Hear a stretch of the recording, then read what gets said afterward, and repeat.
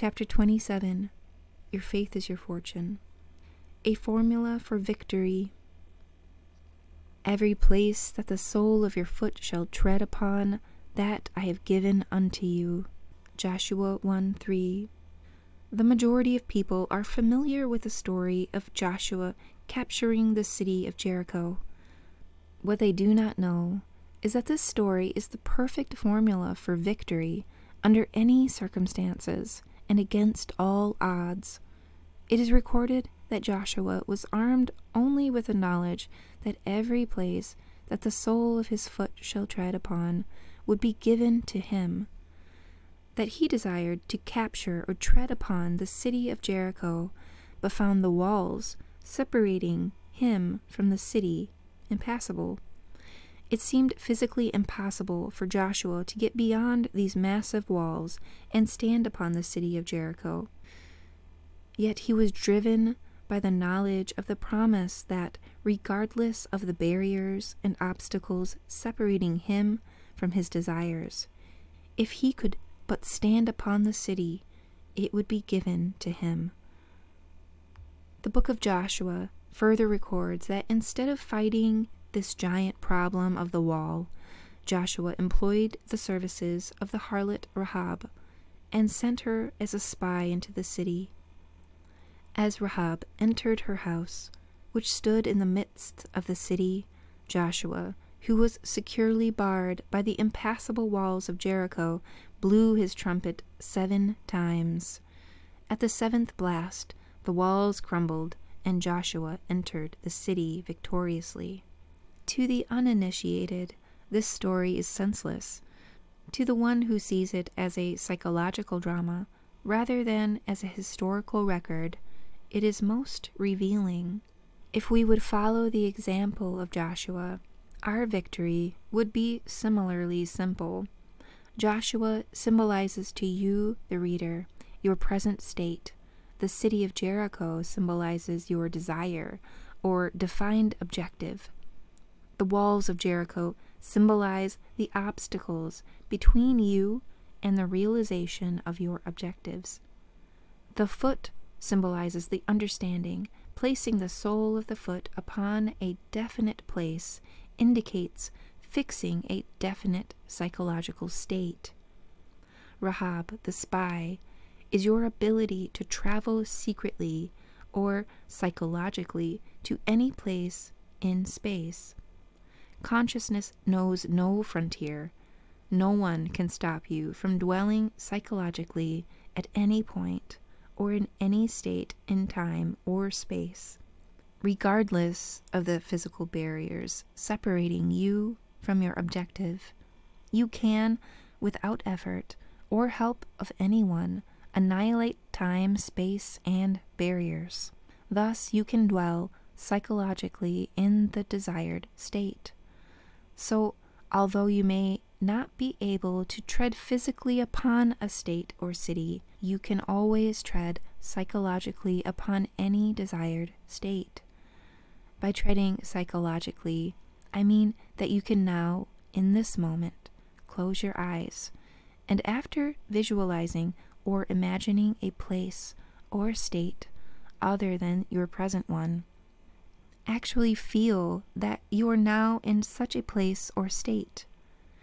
You can feel this condition to be so real that upon opening your eyes, you're amazed to find that you are not physically there. A harlot, as you know, gives to all men that which they ask of her. Rahab, the harlot, symbolizes your innate capacity to psychologically assume any desirable state, without questioning whether or not you are physically or morally fit to do so. You can, today, capture the modern city of Jericho, or your defined objective, if you will psychologically reenact the story of Joshua. But to capture the city and realize your desires, you must carefully follow the formula of victory as laid down in this book of Joshua. It is the application of this victorious formula as a modern mystic reveals it today. First, define your objective, not the manner of obtaining it, but your objective, pure and simple. Know exactly what it is you desire so that you have a clear mental picture of it. Secondly, take your attention away from the obstacles which separate you from your objective and place your thought on the objective itself. Thirdly, close your eyes and feel that you are already in the city or state that you would capture. Remain with this psychological state until you get a conscious reaction of complete satisfaction in this victory. Then, by simply opening your eyes, return to your former conscious state. This secret journey into the desired state, with its subsequent psychological reaction of complete satisfaction, is all that is necessary to bring about total victory. This victorious psychological state will embody itself despite all opposition. It has the plan and power of self-expression. From this point forward, follow the example of Joshua, who, after psychologically dwelling in the desired state until he received a complete conscious reaction of victory, did nothing more to bring about his victory than to blow 7 times on his trumpet. The 7th blast symbolizes the 7th day, a time of stillness or rest, the interval between the subjective and objective states, a period of pregnancy or joyful expectancy. This stillness is not the stillness of the body, but rather the stillness of the mind, a perfect passivity, which is not indolence, but a living stillness born of trust in its immutable law of consciousness. Those not familiar with this law or formula for victory, in attempting to still their minds, succeed only in acquiring a quiet tension, which is nothing more than compressed anxiety.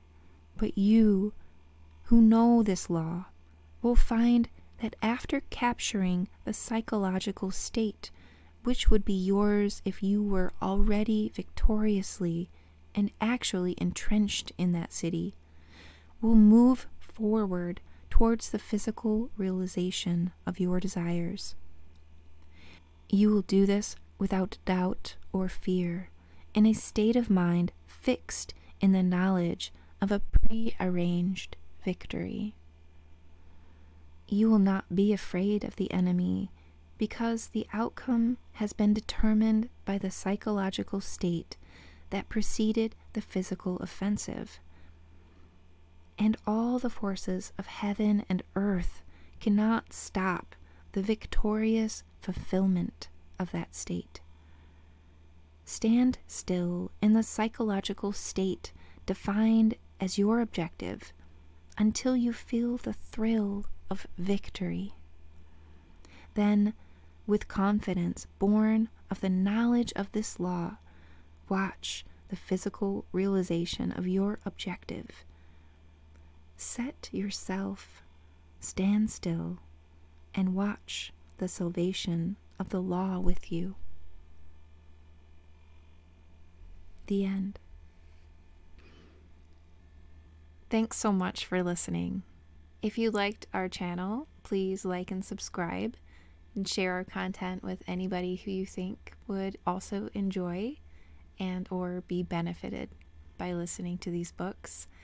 If you have any ideas for future books for me to narrate, please leave them in the comments below.